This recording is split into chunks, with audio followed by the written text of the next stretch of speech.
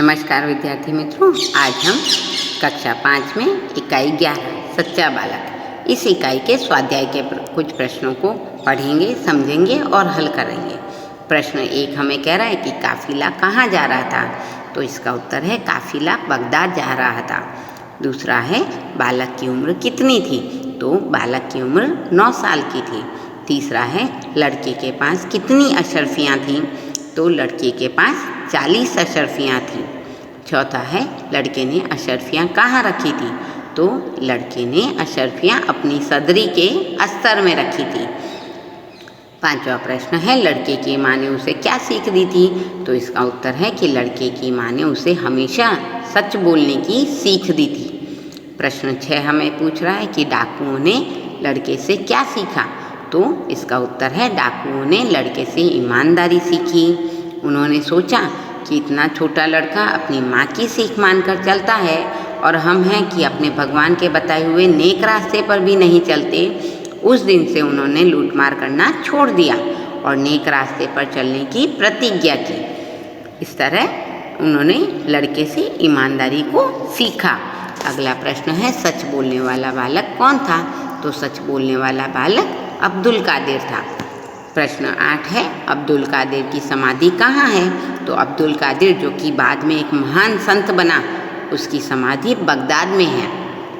प्रश्न 2 हमें कह रहा है कि सही जोड़ मिलाइए और उनका वाक्य में प्रयोग कीजिए, तो कड़क कर बोलना यानी कठोरता से बोलना, घुटने टेकना यानी हार मानना, नेक रास्ते पर चलना यानी सही रास्ते पर चलना, आँखों का तारा होना यानी बहुत प्यारा होना, कान फूंकना यानी किसी के विरुद्ध कुछ कहना।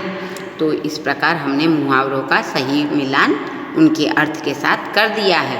अब यहाँ पर उनका वाक्य प्रयोग करना है, तो वाक्य प्रयोग कुछ इस प्रकार से है कि कड़क कर बोलना यानी कठोरता से बोलना।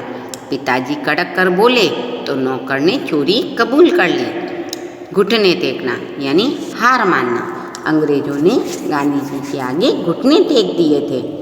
नेक रास्ते पर चलना यानी सही रास्ते पर चलना, संत हमको नेक रास्ते पर चलने की सीख देते हैं।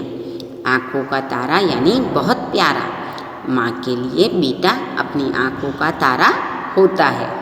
कान फूंकना यानी किसी के विरुद्ध कुछ कहना, कई लोग सास बहू के कान फूंककर उनमें झगड़ा करवाते हैं। अगला प्रश्न है निम्नलिखित वाक्य कौन किससे कहता है, यह लिखिए। तो पहला वाक्य है तेरे पास भी कुछ है, तो इसके उत्तर में यह एक डाकू अब्दुल कादिर से कहता है। दूसरा है मेरे पास 40 अशर्फियाँ हैं, तो यह वाक्य अब्दुल कादिर डाकू से कहता है। तीसरा है तेरी अशर्फियाँ कहाँ है, तो यह वाक्य डाकुओं का सरदार अब्दुल कादिर से पूछता है।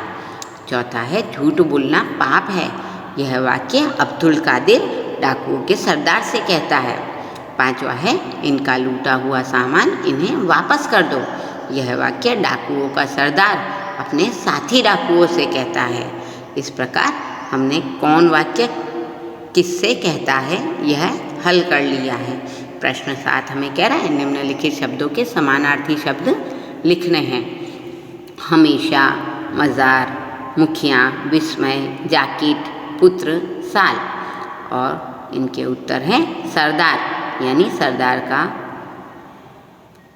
अर्थ है मुखिया। समाधि, इसका अर्थ है समानार्थी शब्द है मज़ार। सदरी, सदरी का समानार्थी शब्द है जाकिट। वर्ष, वर्ष का समानार्थी शब्द है साल। सदैव का हमेशा। आश्चर्य का विस्मय। बेटा, इसका समानार्थी शब्द है पुत्र। तो मित्रों आज हमने इकाई 11 सच्चा बालक इसके स्वाध्याय के प्रश्नों को पढ़ा, समझा और हल किया। धन्यवाद।